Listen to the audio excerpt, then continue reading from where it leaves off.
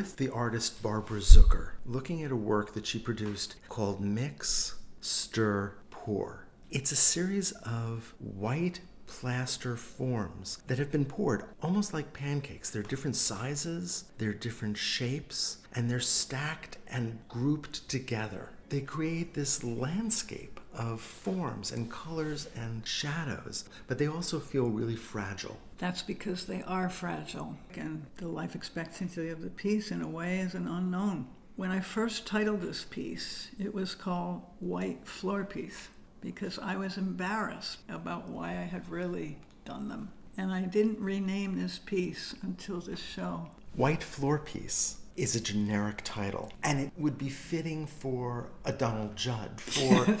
I was pretending to be a minimalist while actually being a maximalist. I couldn't wed who I was with the kind of work that was being accepted at the time.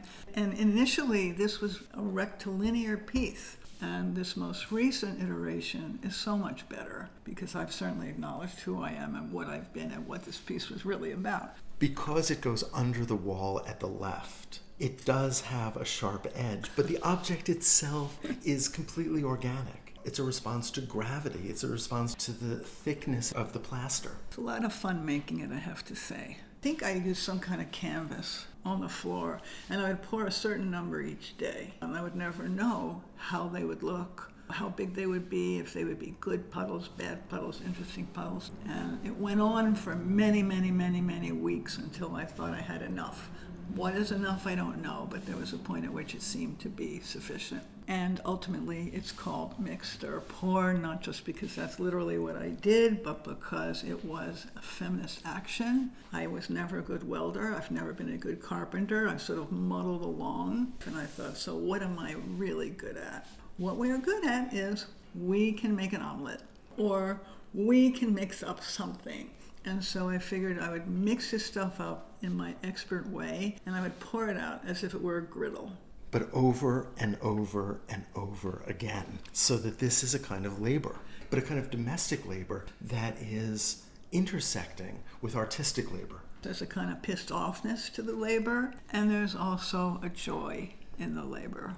Because of the new title, when I look at the individuality of each puddle, I'm seeing a different experience, a different moment in time, a different experience that you're having at that moment.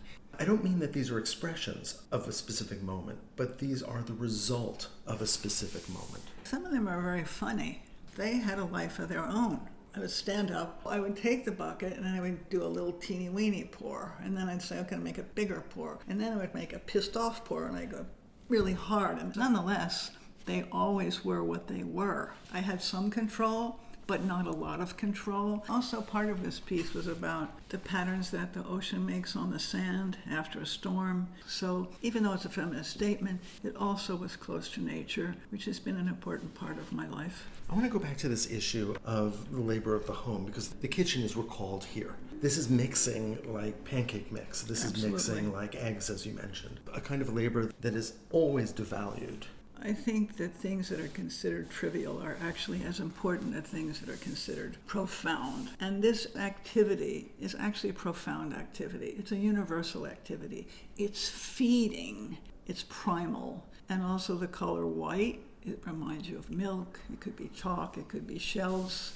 So for me, it was a trivial action in my way made profound, even though it's presented differently every single time. Every time you see something on top of something or something beneath something, that was a consideration. It should look as if it just flowed out naturally, but it isn't. It's an obnoxious, tedious, hair-raising, awful process to come to a conclusion. And yet for me, it's also wildly beautiful. It's almost as if during a rainstorm, when you see the rain forming into puddles and creating those qualities, but here they're made permanent. Yes. And it becomes almost musical and Nice. incredibly beautiful.